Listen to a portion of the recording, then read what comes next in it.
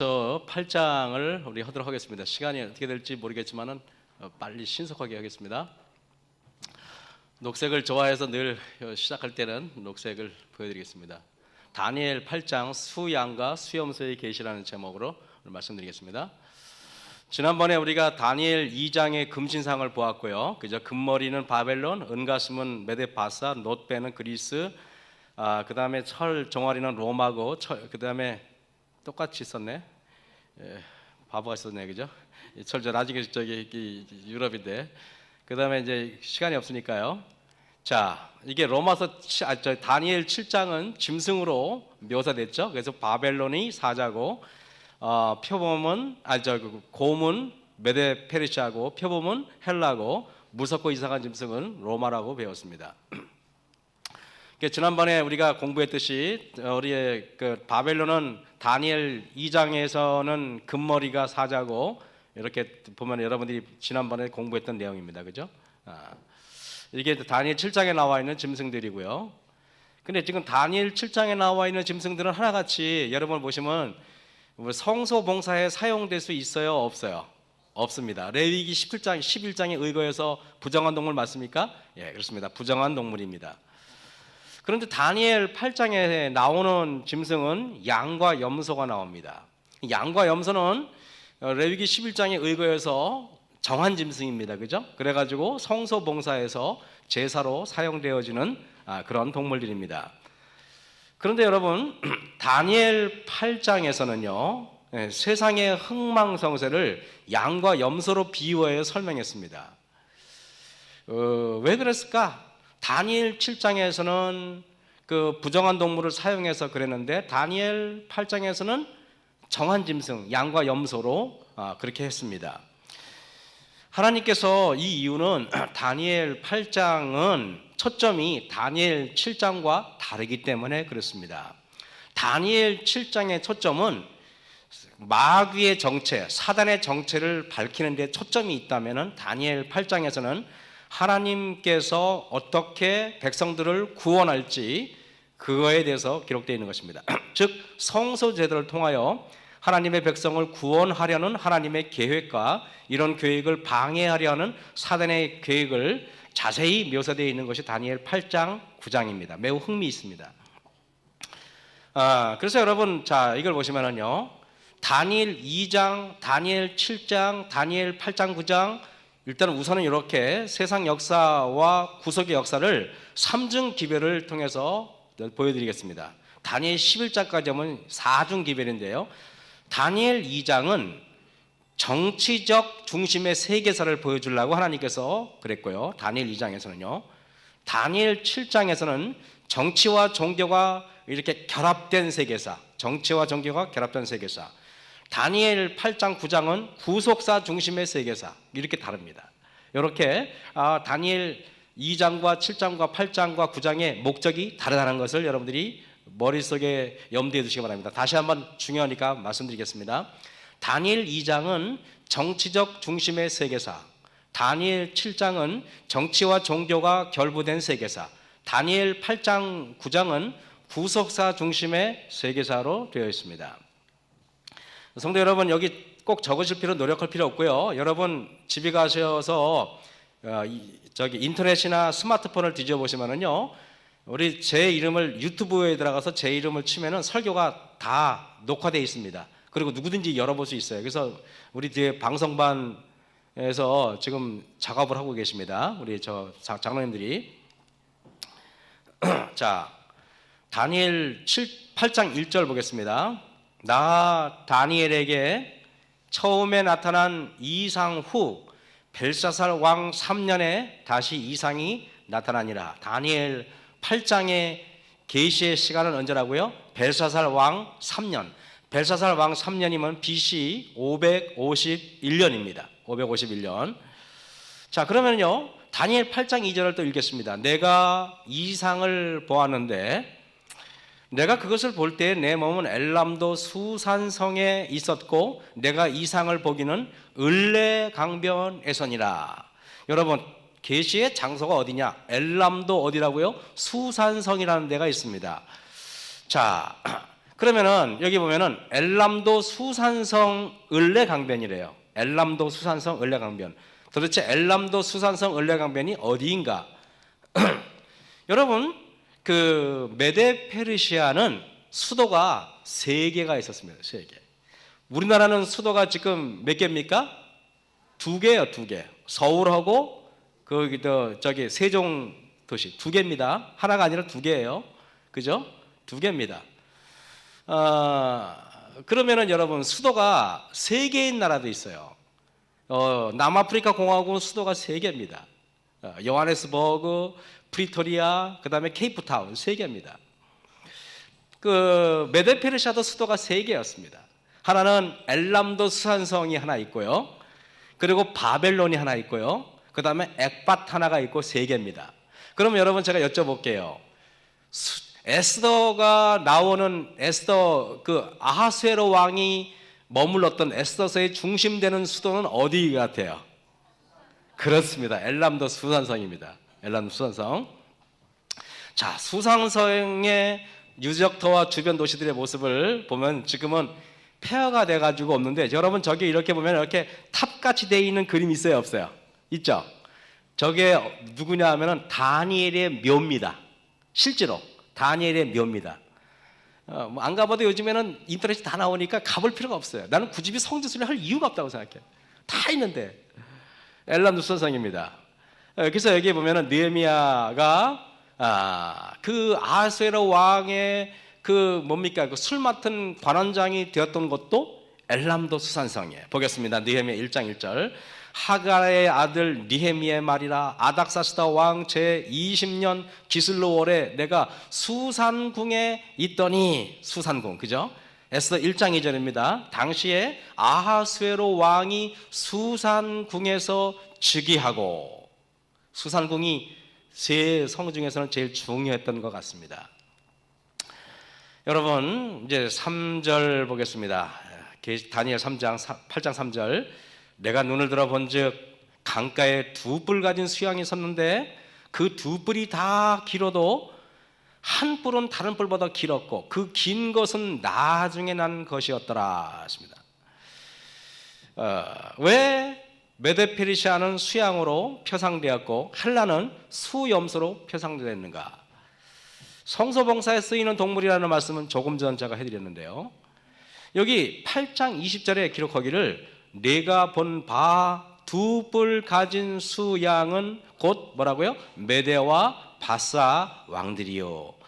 여러분, 뿔은 성경에서 계시에서 뭘 상징합니까? 왕을 상징해요. 왕. 근데 왜 2뿔 가진 수양이냐 하면은 이 메데 페르시아라는 나라가 두 나라가 결합된 나라예요. 그렇지 않습니까, 여러분? 다니엘 2장에서도 메데 페르시아 설명할 때는 이렇게 뭡니까? 이 은가슴, 이게 손을 2개를 이렇게, 그죠? 오른손, 왼손. 왜? 두 나라가 결합됐기 때문에. 하나님은 그거를 이미 몇백 년 전부터 이미 아시고 있어요. 근데 뿔도, 여러분, 이 뿔도 이게 뭐 2뿔 가진 수양 이렇게 해가지고 두 나라가 결합된 나라라는 것을 암시적으로 보여주고 있습니다. 근데 여기 8장 5절입니다. 내가 생각할 때 수염소가 서편에서부터 와서 온 지면에 두루다니되 땅에 닿지 아니하며 그 염소 두 눈 사이에는 현저한 뿔이 있더라. 두 눈 사이에 현저한, 이건 뿔이 하나라고 되어 있어요. 처음에는 하나, 현저한 뿔이 있더라. 물론 염소가 뿔 하나 달린 짐승은 없어요. 그럼 하나님께서 이렇게 뭘 설명하려고 하는 겁니다. 무슨 말인지 알겠죠? 그죠? 근데 여기 8장 21절에 말씀하시기를 털이 많은 수염소는 곧 헬라 왕이요. 두 눈 사이에 있는 큰 뿔은 곧 그 첫째 왕이라. 두 눈 사이에 큰 뿔, 여러분, 크다는 걸 한자로 뭐라 그래요? 뿔은 뭘 상징해요? 왕. 그래서 알렉산더는 보통 알렉산더 왕 그래요? 알렉산더 대왕 그래요? 그럼 하나님께서는 이미 알렉산더가 대왕이 될 걸 알았어요? 몰랐어요? 알았어요. 이미 벌써 몇백 년 전에 하나님께서는 헬라의 첫 번째 왕이 알렉산더라는 사람이에요. 아시죠? 그러면 여러분 보겠습니다. 왜 수양이 메데 페르시아고 수염소가 헬라일까? 제가 목회 시험 볼 때 딱 문제가 나왔어요. 다음 중 수양은 어느 나라를 상징하나? 1. 바벨론, 2. 메데페르시아, 3. 헬라, 4. 로마. 한데 제가 맞았을 것 같아요? 틀렸을 것 같아요? 틀렸어요. 뭐가 틀리냐면은 헬라하고 이 메데페르시아하고 헷갈리는 거야. 어떤 게 양이지 하면서 헷갈리나. 그래가지고 틀렸어요. 틀려가지고 제가 큰일 날 뻔했습니다. 그래서 겨우 임시를 6개월이나 더 했는데, 그래서 제가 그다음부터는 이게 왜 수양인가를 깨달았는데요. 보세요. 이사야 40장부터 45장까지 하나님의 백성들이 바벨론으로부터의 구원에 관한 계시가 가득 차 있어요. 40장은요 이스라엘 회복에 대한 하나님의 약속이 되어 있고요, 41장은 하나님께서 세우신 한 구원자의 출현에 대해서 기록되어 있고요, 42장은 구원할 여호와의 종의 성품과 사역에 기록되어 있고요, 43장은 하나님의 대속의 은혜가 기록되어 있고, 44장은 유일한 구원자로서의 하나님이 기록되어 있고, 45장은 하나님의 주권과 구원에 대해서 기록되어 있습니다. 이런 것 유튜브에 보시면은 제가 나중에 혹시 자료가 있으면 필요하시면은 제가 파워포인트 자료를 보내드릴 테니까 언제든지 말씀만 하시면 드리겠습니다. 그래요, 여러분, 이사야 41장 2절 보겠습니다. 누가 동방에서 사람을 일으키며, 누가 동방에서 사람을 일으키며. 늘 여러분 우리가 생각할 때 예수님은 동쪽에서 오세요, 서쪽에서 오세요, 남쪽에서 오세요, 북쪽에서 오세요? 동쪽에서 오세요. 그러니까 동방에서 사람을 일으키며, 그러니까 이 지구 전체로 볼 때 여러분 이 한국이 동쪽이야. 그러니까 문선명 씨가 그래 바로 동방에서 약속되는 바로 그 메시아가 나다 그래가지고 자기가 예수님 행사하고 그러는 이유가 그래서 그런 겁니다. 그래서 한국에는 예수님이라고 주장하는 사람이 124명이나 돼요. 얼마나 많은지 몰라요. 지금은 심지어는 어떤 여자분도 자기가 예수라고 주장하는 분이 있어요. 요즘에는 좀 편지를 잘 안 보내서 고맙지만은, 근데 여러분 계시록 16장 12절 보면 동방에서 오는 왕들의 길이 예비되더라. 동방. 근데 여러분 계시록 이사야 44장 여기 28절 보세요. 고레스에 대하여는 이르기를 그는 나의 목자라. 고레스가 누구냐면 메데 페르시아의 대왕이에요. 여러분 메데 페르시아 나의 목자라. 나의 모든 기쁨을 성취하리라. 여러분 하나님께서는요 고레스를 사용해서 예수님을 표상해요. 그래가지고 여러분 이게 뭐냐면 여기에 있는 그림이 옛날에 이사야 두루마기입니다. 이 고레스라는 사람이 태어나기 전에 고레스가 딱 갔더니 이사야 두루마기 이렇게 오래된 성경책에 자기 이름과 자기의 모든 일들이 기록되어 있어요. 고레스가 얼마나 놀랐을까요? 예? 여러분 마태복음 25장에 보면은 이런 말이 있죠. 인자가 자기 영광으로 모든 천사와 함께 올 때 자기 영광의 보호자에 앉으리니 모든 민족을 그 앞에 분별하기를 목자가 양과 염소를 분별하는 것 같이 하여 그 양은 오른편에 염소는 왼편에 두리라. 여러분은 왼편으로 가시겠습니까? 오른편으로 가시겠습니까? 오른편에 가시겠다는 분만 아멘 하시기 바랍니다. 나머지 분들은 왼편으로 가시기 바랍니다. 그러면 보면은요, 그때 임금이 그 오른편에 있는 자들에게 이르시되 내 아버지께 복받을 자들이여 나와 창세로부터 너희를 위하여 예비된 나라를 상속하라. 오른편에 있는 자들이 구원받을 자이고 왼편에 있는 자들은 멸망받을 자야. 그러면 여러분 양은 구원받을 자를, 염소는 멸망받을 자를 표상하는데 메데 페르시아라는 나라가 왜 양일까? 바로 고레스라는 사람은 이스라엘 백성들을 바벨론에서 포로로 해방시켜줄 구원자 예수님을 표상하기 때문에 메데 페르시아는 양으로 표현한 것입니다. 다니엘 8장 3절 4절 보겠습니다. 내가 눈을 들어본즉 강가에 두 뿔 가진 수양이 섰는데 그 두 뿔이 다 길어도 한 뿔은 다른 뿔보다 길었고, 뿔이 두 개 있는데 뿔이 똑같은 크기에 아니면 달라요. 크고 작고 달라요. 내가 본즉 그 수양이 서와 북과 남을 서쪽 북쪽 남을 향하여 받는다고 기록되어 있어요.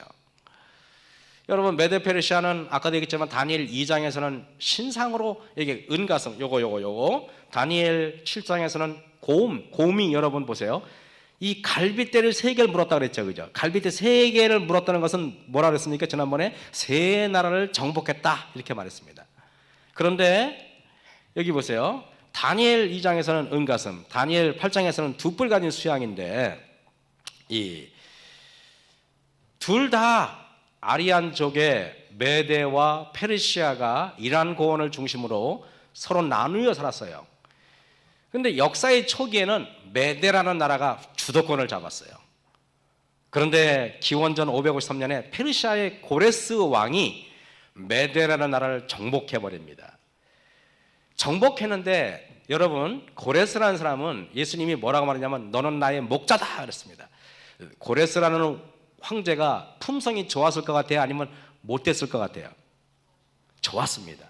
그러니까 페르시아가 메대 나라를 정복했지만은 이 고레스가 뭐라 하냐면은 우리가 너희를 정복한 게 아니라 우리는 형제다 그렇게 말했어요.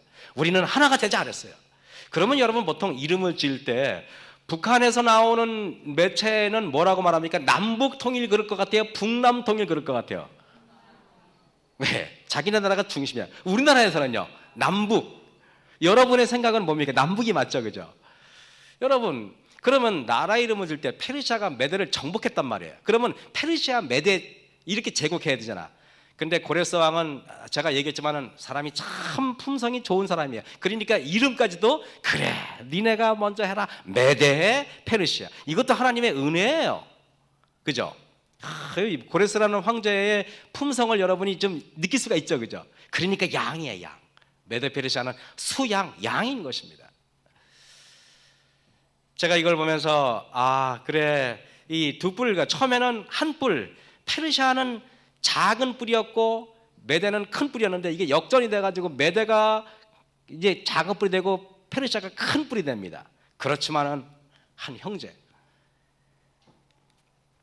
여러분 여기 보시면은 이제 메대 페르시아 지도가 있는데 이 메대 페르시아가 여러분 539년에는 북쪽 아까 서와 남과 북을 향하여 그랬잖아요.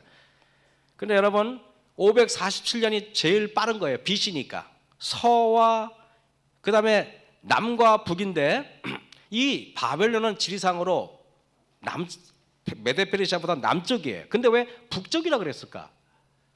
그렇잖아요. 서와 남과 북인데 메대 페르시아 입장에서는 바벨론은 남쪽이란 말이에요. 근데 북쪽이라고 말해요. 그 이유가 무엇일까?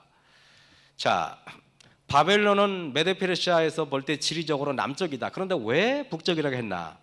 여기에는요 예레미야 1장 13절에서 15절, 예레미야 4장 5절에서 15절, 예레미야 6장 1절에서 1절하고 22절, 다니엘 11장 보면은 항상 성경에서는요 바벨론은 북쪽이에요. 북쪽. 항상. 그래서 여러분 성경에 보면 북방왕 남방왕이 나오지 않습니까? 늘 바벨론 하나님을 대적하는 자는 북쪽, 북방야, 북쪽이라고 말하고 있어요. 그래서 서와 남과 북을 향하여 친다 이렇게 성경에서는 기록하고 있는 것입니다. 수염소 헬라의 발언. 여러분 염소는 아까 보세요. 두 눈 사이에 뿔이 있었다 그랬어요. 그러고 나서 근데 그 뿔이 여러분 딱 보면 어때요? 부러져요 안 부러져요? 뿔이 부러집니다. 성경이 이렇게 기록되어 있어요. 여기 다니엘 8장 5절 보겠습니다. 내가 생각할 때 한 수염소가 서편에서부터 와서 여러분 메데 페르시아 쪽에서 볼 때 헬라는 서쪽입니다.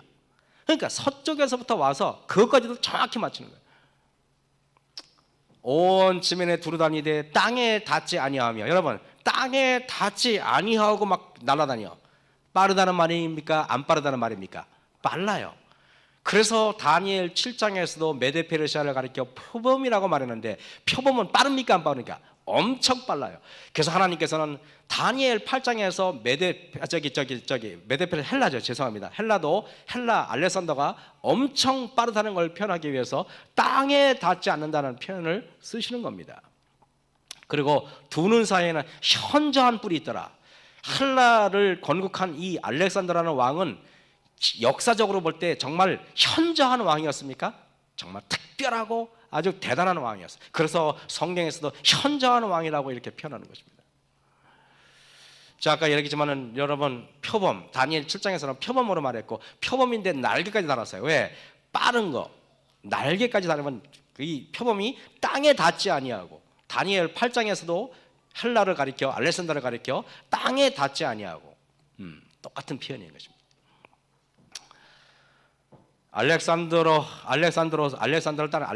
알렉산더가 이 서쪽에서 이렇게 옵니다. 그래서 아까 있잖아요. 서쪽에서부터 왔다 그랬죠. 서쪽. 아까 보세요.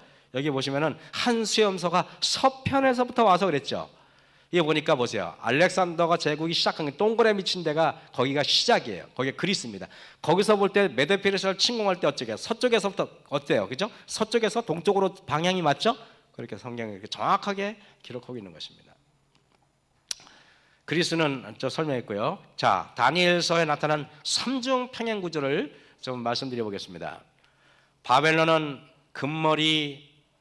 금머리이고 다니엘 7장에서는 사자로 표현했고 다니엘 8장에서는 언급이 없어요. 왜 그랬을까요? 이미 다니엘 8장 시간에 왔을 때는 바벨론이 나라는 망했기 때문에 언급이 없는 것입니다. 망했기 때문에.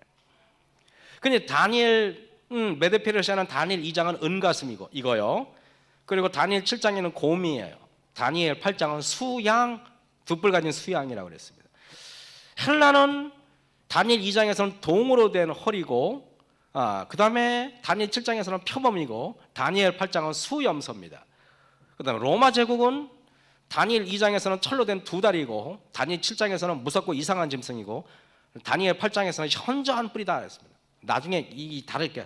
그 다음에 교황 로마는 10발가락 작은 뿔 작은 뿔인데 자, 이 땅에 닿지 아니하며 그러는데요. 여러분 다니엘 8장 6절 7절 보겠습니다. 내가 본 그것 수염소입니다. 헬라로 말해요. 내가 본 그것이 수양 메데페르시아에게로 가까이 나아가서는 더욱 성내어. 여러분 자, 헬라와 메데페르시아의 사이가 좋은 것 같아요? 나쁜 것 같아요? 나빠요. 여기에 더욱 성낸다는 말은 이 세계에 보면은요 원수가 있어요. 원수가 있는데 대한민국과 일본이 왼수입니다. 그죠? 아주 왼수입니다. 그 다음에 영국과 프랑스가 왼수입니다. 또 독일과 프랑스가 왼수예요. 프랑스는 적이 많네요. 가만히 보니까. 그리고 또 세계에서 제일 지금 원수가 그리스하고 터키가 또 왼수예요. 왼수. 바로 그리스가 옛날에 헬라고 터키 이란이 옛날에 메데페르시아입니다. 엄밀히 말하면 메데가 터키고 페르시아가 이란이죠. 그 두 나라가 합쳤으니까 메데페르시아가. 그래서 여러분 이 보시면은 역사적으로 그리스와 페르시아는 아주 적대적이었기 때문에 두 나라 사이에 전쟁이 얼마나 많은지 몰라요. 역사적으로 마라톤 전쟁, 무슨 펠로폰네스 전쟁, 무슨 전쟁 굉장히 펠로폰네스 전쟁 아닌가 같아요. 그렇습니다. 그래서 기원전 492년에서 449년에 지중해 제패를 위해서 페르시아 선제 공격으로 전쟁이 시작돼 가지고 490년 다리우스 1세 때 드디어 헬라가 승리합니다. 그래 가지고 마라톤 그 승련 보고를 그 본국에 알리기 위해서 막 뛰가 그 42.195를 뛰가서 우리가 승리했습니다. 그래서 숨차서 죽었어. 그래서 마라톤은 뛰면 죽는다는 건데 그거 왜 뛰는지 모르겠어요. 여기 다니엘 8장 6절 보면은 그것이 두 뿔 가진 수양 곧 내가 본 바 강가에 섰던 양에게로 나아가되 분노한 심으로. 여러분 기원전 480년 크세르크스 때에 데르모필레 전쟁이 있었고 뭐 전쟁이 얼마나 많은지 몰라요. 알렉산더입니다. 알렉산더는 세계에서 유례를 찾아볼 수 없는 위대한 왕이에요. 알렉산더 이 영화에 나왔던 이게 장면을 제가 캡처해둔 겁니다. 알렉산더는 부왕 아버지가 필립인데 필립을 이어 20세의 왕위에 오릅니다. 야, 20세의 왕위에 오른 사람도 있는데 저는 이제 겨우 합회장 됐네요. BC 334년에 소수의 군대로 정복해 나서 승리를 거듭하는데 여러분 이 사람이 나가가지고 전쟁을 패해본 적이 없어요. 연전연승입니다. 그냥 무섭게 BC 331년에서 알벨라 전투에서 페르시아를 드디어 멸망시켜버립니다. BC 330년 그의 군대는 북진하여 메대의 수였던 액바타나를 정복해버리고 그래서 동진하여 인도까지 들어가는데 인도가 지금의 그 파키스탄 그리고 인도스강까지 갔다가 그 부하들이 폐하 이 정도 했으면 됐지 언제까지 할 겁니까? 우리 그만 먹읍시다. 그래가지고 거기까지 하고 말았다 그래요. 그 기세로는 금방 저 중국까지 다 먹어버릴 기세였어요. 대단한 나라였습니다. 알렉산더 제국의 땅입니다, 여러분. 알렉산더 이게 이 헬라입니다. 여러분, 그래서 보통 우리가 제가 여기 얘기할 때 시간이 없으니까요. 보통 뿔은 왕 나라를 상징해요. 뿔, 그죠? 왕 나라. 날개는 신속함이고. 근데 보세요. 현저한 뿔 알렉산더 대왕이 여기 보니까 수염소가 심히 강대해 가더니 강성할 때 그 큰 뿔이 꺾이고, 여러분 알렉산더를 큰 뿔 대왕이라는 것을 성경에서는 이미 알고 있었습니다. 그 대신에 현저한 뿔 넷이, 알렉산더 대왕이 죽고 나서 그 나라가 뿔 넷이 났다는 말은 나라가 몇 개로? 네 개로 갈라졌다는 말이죠. 다니엘 7장에서는 표범을, 그죠? 표범을 가리켜서 네 마리의 표범, 머리가 네 개인 표범이잖아요. 근데 수염소가 심히 강대하여 가더니 강성할 때, 알렉산더가 여러분 죽은 게 언제입니까? 나라가 강성할 때, 최고 강성할 때 뿔이 꺾였다는 말이 뭡니까? 알렉산더 대왕이 죽었다는 말이죠. 그래서 알렉산더 대왕의 사망을 성경에서는 미리 예언하는 것입니다. 여기도 보세요. 표범을 가리킬 때 머리가 네 개죠. 이 표범이 결국에는 뭐라고요? 네 나라로 분리된다는 것을 보여주는 것입니다. 인도를 점령한 후 인더스강 계곡을 지나 동진하려 했으나 돌아가자는 부하들의 관청에 따라 바벨론으로 돌아온 323년 6월 폭음과 함께 습지열병으로 33세를 일기로 사망합니다. 저는 이걸 보면 저는 제가 참 인생에도 이 정도면 많이 살았다는 생각이 듭니다. 조선왕조 500년 때 평균 수명이 47세였어요. 그리고 율곡 이 선생은 48에 돌아가셨어. 그럼 저는 이 정도면 상당히 오래 살았어요. 헬라의 분야를 보겠습니다. 12년간 내란 후에 알렉산더를 계승 통일한 대제국을 주장 왕을 자처하고 나선 안티오코스, 그리고 여러분 이게 네 장수들인데 카산더, 리시마쿠스, 셀리쿠스, 복잡하니까 이겠습니다. 간단하게 말하겠습니다. 이 알렉산더가 죽은 다음에 네 나라로 갈라졌는데, 네 나라는 바로 뭐라고요? 카산더, 여기 셀리쿠스, 프톨레미, 리시마쿠스입니다. 근데 다니엘 7장에서는 머리가 네 개, 표범인데 머리가 네 개로 표현했는데, 여러분 다니엘 여기 그 보세요. 8장 보세요. 8장은 뿔이, 염소 뿔이 네 개로 되어 있어요. 그죠? 카산더는 마케도니아 지방, 리시마쿠스는 트라키아, 소아시아 대부분, 셀리큐스는 나머지 부분, 프톨레미스는 지금의 이집트입니다. 이렇게 카산더가 여기 아까 그 빨간 부분이 카산더고, 리시마쿠스는 이쪽에 터키 쪽에, 터키하고 이쪽에 그 위에 불가리아 쪽, 셀리큐스는 지금의 터키 남쪽, 시리아, 이라크, 이쪽에 이란, 요 보니까 저쪽에 우즈베키스탄하고 그쪽 키르기즈스탄 쪽하고 파키스탄하고 이쪽에 아프가니스탄하고 그쪽이죠. 프톨레미우스는 지금의 이집트입니다. 이거는 이제 자 다시 보면은요, 아까도 제가 보여드렸고요. 이제부터 시간이 어떻게 될지 모르겠네요. 지금부터 말하는 게 사실 중요하고 복잡한데요. 다니엘 7장에서는 무섭고 이상한 짐승 머리에 10뿔이 납니다. 그죠? 그 10뿔 중에 가운데 작은 뿔이 나요. 그죠? 작은 뿔이 나더니 나머지 3뿔을 뽑아버리고 나요. 이것은 우리가 잘 아는 것처럼 교황로마인데, 내가 그 뿔을 유심히 보는 중 다른 작은 뿔이 그 사이에서 나더니, 작은 뿔은 적그리스도를 다니엘 7장에서는 말하고 있어요. 그죠? 근데 그 뿔을 유심히 보니까 작은 뿔이 그 사이에서 나더니 먼저 뿔 중에 셋이 그 앞에서 뿌리까지 뽑혔어요. 이 작은 뿔에는 사람의 눈 같은 눈이 있고 또 입이 있어 큰 말을 했다 그랬습니다. 이건 뭔가 수상적인 건데요. 근데 여러분, 다니엘 7장에서 언급된 작은 뿔이 다니엘 8장에서도 또 언급됩니다. 이거를 좀 설명할 필요가 있어요. 그럼 다니엘 7장에 나와 있던 그 작은 뿔과 다니엘 8장에 나와 있는 작은 뿔은 느낌으로 여러분 같을 것 같아요? 다를 것 같아요? 같습니다. 같습니다. 그죠? 다니엘 8장 9절 보겠습니다. 그중 한 뿔에서 또 작은 뿔 하나가 나서 여러분 남편과 동편과 또 영원한 땅을 향하여 심히 커지더니 그랬습니다. 그것이 하늘 군대에 미칠 만큼 커져서 그 군대와 별 중에 몇을 땅에 떨어뜨리고 그랬습니다. 다니엘 위에 있는 다니엘 7장이 뿔이고 밑에는 이제 다니엘 8장에 나와 있는 이 작은 뿔이 커진 겁니다. 근데 여기에 다니엘 8장 23절 보겠습니다. 이 네 나라 마지막 때에 패역자들이 가득할 즈음에 한 왕이 일어나리니 그 얼굴은 엄장하며 교열에 능하며 네 나라 마지막 때 이 네 나라 아까 뭡니까? 카산더, 셀리큐스, 리시마쿠스, 프톨레미우스 이 네 나라 다 끝나고 나서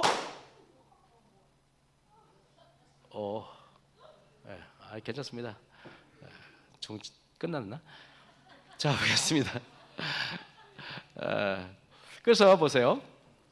근데 여러분 그중 한 뿔에서 또 작은 뿔이 하나가 나서 남편과 동편과 영원한 땅을 향하여 심히 커지더니 한국어 성경의 번역상 이 작은 뿔은 큰 뿔이 꺾이고 그 대신에 현저한 뿔 넷이 하늘 사방을 향해 난 뒤에 그중 한 뿔이 아주 커져버린 것처럼 이렇게 해석이 됐습니다. 이거 엉터리 해석이에요. 이 번역 자체가 잘못됐어요.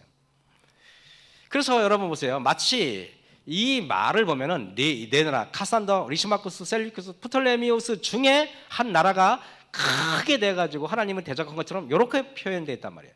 그죠? 그런데 그래서 다니엘 7장에서 언급된 작은 뿔이 다니엘 8장에 다시 언급되는데 그래서 실제로 이 네 나라 중에서 셀리쿠스의 왕인 안티오쿠스 에피파네스라는 사람이 진짜 남쪽을 공격했고 동쪽을 공격했고 예루살렘을 공격해가지고 무슨 짓을 했냐면은 성소에 가서 돼지피를 뿌리고 이런 짓을 했어요. 안티오쿠스 에피파네스가.